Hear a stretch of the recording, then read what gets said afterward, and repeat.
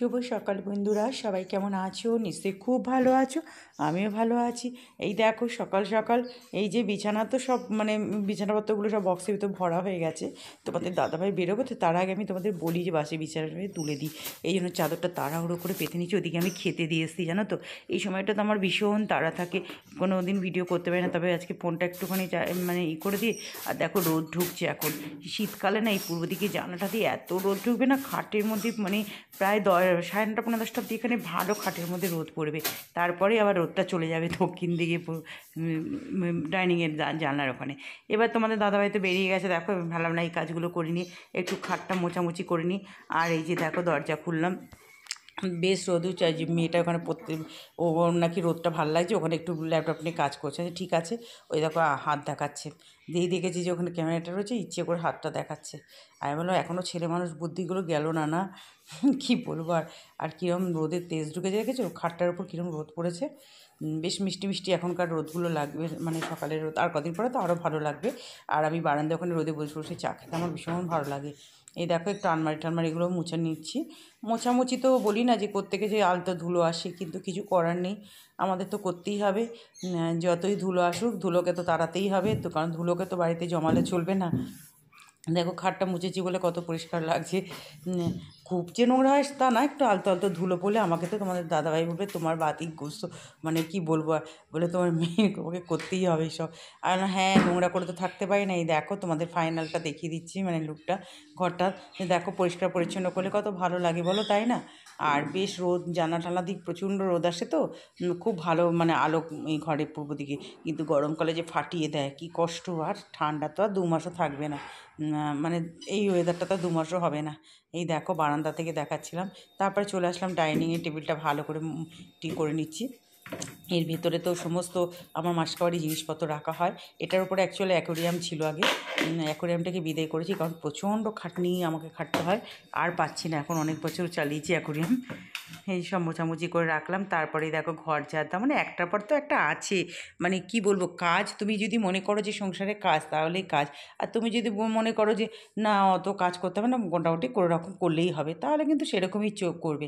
কিন্তু আমি তো আবার সেরকম, আমাদের মতো অনেকেই আছে সেরকম পারে না, তাই না বলো? তারপর দেখো খিদেও তো পেয়েছে, মেয়েকেও টিফিন দিতে হবে, টাইম হয়ে গেছে টিফিন দেওয়ার।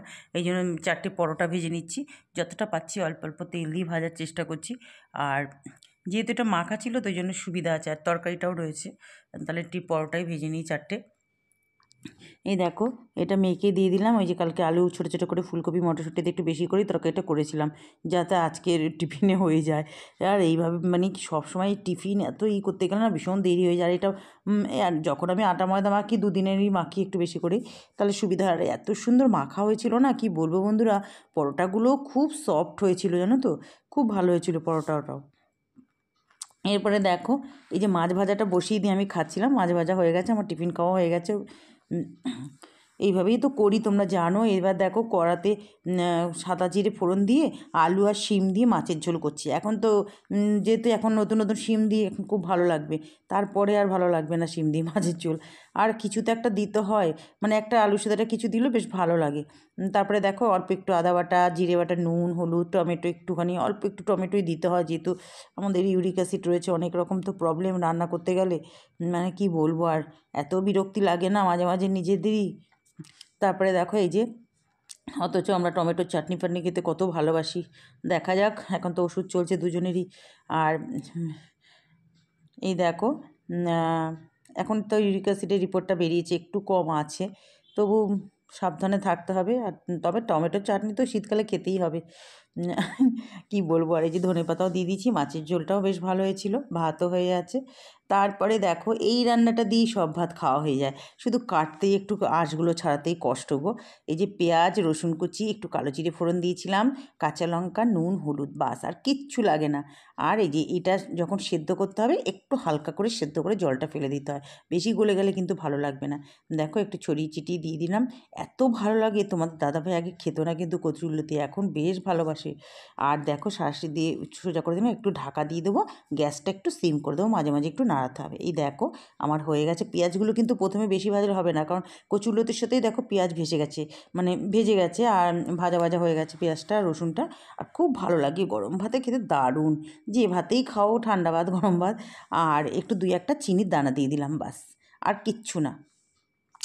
এবার রান্নাবান্না তো হলো, এবার এই যে এদিকে কাজ করতে হবে। আর করে নিচ্ছি, শাকটা ছিল সেটাও একটু গরম করে নিলাম, টুকটাক তো রয়েছে। তারপরে ভাতের মধ্যে একটু দিয়ে দিয়েছি, ওই সেদ্ধ দিয়ে দিয়েছি, করলাটা ছিল না, ওটাও ভাতে দিয়ে দিই, একটু আলু ভাতে দিয়ে দিয়েছি। আর বেশি রান্না করতে না আর ইচ্ছেও করে না, আর সারাদিন সেই সকালে একবার করলাম আবার এখন। আর দেখো এই যে কড়াটা, একটা কড়া মাজা হয়ে গেছে, তখনই মেজে রেখেছি। আবার এই কড়া একটা মাজতে হচ্ছে। আমার যে স্কচ ব্রাইট দিয়ে তোমাদের বলছিলাম, সেই স্কচ ব্রাইটটা না মানে এটা বিশালে পাওয়া যাচ্ছে না, মার্কেটে নেই। আমার প্রচণ্ড কষ্ট হচ্ছে কড়া মাজতে, অন্যগুলো হয়ে যাচ্ছে, এতে কড়াটা মাজতেই খুব কষ্ট হচ্ছে। আর একটু কড়া নোংরা হয়ে গেলে তো বাস, দাগ পড়ে গেলে বাস আর উঠবে না। ওই জন্যই দেখো কি খাটনি হচ্ছে, কড়াটা ভালো করে দেখো, তখন থেকে দেখছো তো শুধু কড়াটাই কত করে মাজতে হচ্ছে।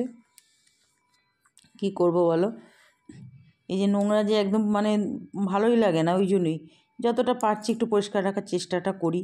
দেখো মাছ দিয়েই থাকি, করার কি করব। যাক, সব মেজে উদ্ধার টুদ্ধার করলাম, ধোয়া টোয়া হয়ে গেছে।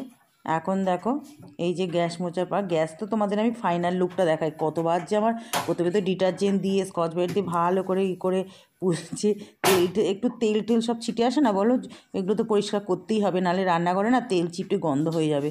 আর এই জন্য আমার কিচেনে এমনিতে ধরো ওপেন আছে, থাকলেও তেল চিপটে গন্ধ। আমি একজনের বাড়িতে আমার একবার গিয়েছিলাম, আমার মনে আছে, সে রান্নাঘর থেকে কীরকম তেল চিপটে গন্ধ, মানে বুঝতে পারছি যে এগুলো একটু ভালো করে না পরিষ্কার করলেই না তেল গন্ধ আসে রান্নাঘরটা।